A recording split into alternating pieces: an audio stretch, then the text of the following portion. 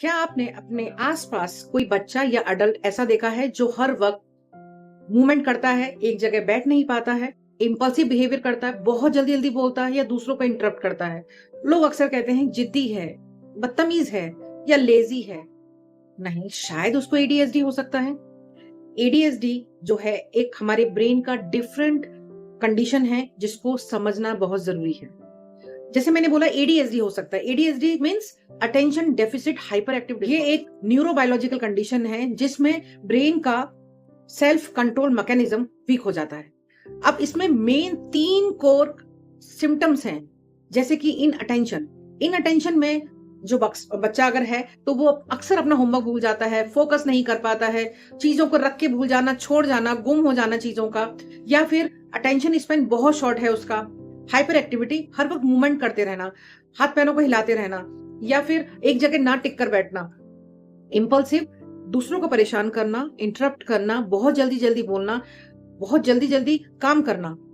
ये जो 3 core symptoms हैं जिससे हम पता कर सकते हैं कि हो सकता है कि एडीएचडी हो सकता है। बट इन कुछ ही सिम्टम्स के बिहाफ पर हम डायग्नोस पे नहीं जा सकते हैं। एडीएचडी दिमाग के प्रीफ्रंटल कॉर्टेक्स और डोपामिन रेगुलेशन से कनेक्टेड है, जिसका इम्पैक्ट प्लानिंग, फोकस और इमोशनल कंट्रोल पर आता है। अगर यहाँ बात करूं, एडीएचडी 3 तरह का हो सकता है: inattentive type, hyperactive impulsive और कंबाइंड। अब इन अटेंटिव टाइप के अंदर बच्चा अपना होमवर्क करना भूल जाता है, छोटी छोटी गलतियां बार बार करता है, सेम मिस्टेक्स रिपीट करता है बच्चा, और अपना फोकस अच्छे से नहीं कर पाता, सस्टेन नहीं कर पाता। हाइपर एक्टिव इम्पल्सिव टाइप के अंदर बच्चा अक्सर मूवमेंट करता रहता है, हिलता डुलता रहता है, ज्यादा बोलता है, इंटरप्ट करता है। और थर्ड जो है हमारा कंबाइंड, जिसके अंदर इनअटेंशन और हाइपर एक्टिव इम्पल्सिव टाइप के दोनों ही तरह के सिम्टम्स नजर आते हैं, जैसे कि बच्चा चीजों को बहुत जल्दी भूल जाना, इन फोकस सस्टेन नहीं रख पाना, हिलते डुलते रहना, इम्पल्सिव बिहेवियर दिखाना, टैंट्रम शो करना, ज्यादा बोलना, इसके अंदर दोनों ही आ जाएंगे। एडीएचडी में थोड़ी सी मिथ भी हैं जिसको क्लियर करना बहुत जरूरी है, तो मैं आपको कुछ मिथ्स बता रही हूँ। अक्सर लोगों का कहना है एडीएचडी के लिए कि एडीएचडी सिर्फ बचपन में होता है। नहीं, ये अडल्ट लोगों को भी हो सकता है। लोगों का कहना है कि एडीएचडी सिर्फ बॉयज को होता है, गर्ल्स को नहीं होता। गर्ल्स को भी होता है एडीएचडी। अब एडीएचडी ये एक बीमारी है? नहीं, ये कोई बीमारी नहीं है, ये हमारा न्यूरोबायोलॉजिकल कंडीशन है। अक्सर लोग बोलते हैं एडीएचडी पेरेंटिंग फॉल्ट है। नो, एडीएचडी न्यूरोबायोलॉजिकल कंडीशन है। अक्सर लोगों का कहना है कि एडीएचडी लेजी होते हैं, ऐसे लोग लेजी होते हैं। नहीं, ऐसे लोग एक्टिव भी होते हैं। कुछ लोगों का कहना होता है कि हर एक्टिव चाइल्ड को एडीएचडी होता है।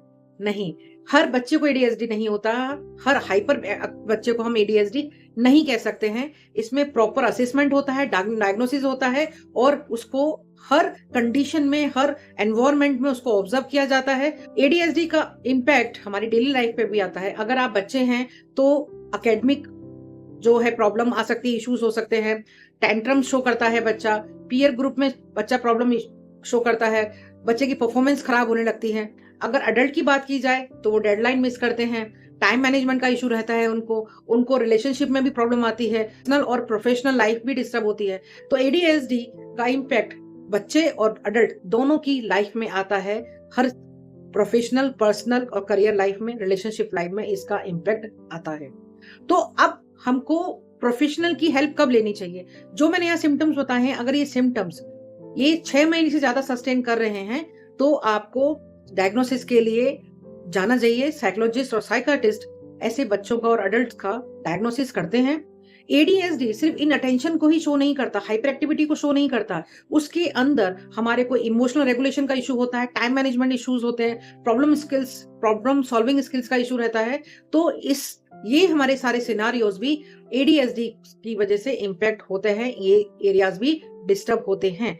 जब आपको लगे कि आपका बच्चा या अडल्ट जिसकी स्कूल, ऑफिस या प्रोफेशनल लाइफ डिस्टर्ब हो रही हो, डे बाय डे आपकी डेली एक्टिविटीज डिस्टर्ब हो रही हो, लाइफ में इश्यूज आ रहे हो, तो आपको एक साइकोलॉजिस्ट या साइकाट्रिस्ट के पास जाके डायग्नोसिस की नीड है।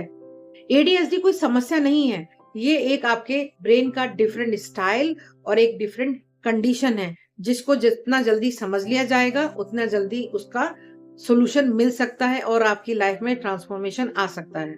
तो नेक्स्ट एपिसोड में हम एडीएचडी के अर्ली साइंस पता करेंगे। तो जितना अर्ली डिटेक्शन होगा उतना ही अर्ली इंटरवेंशन होगा। तो नेक्स्ट एपिसोड में मिलती हूँ आपको नेक्स्ट वीडियो में। Till then bye.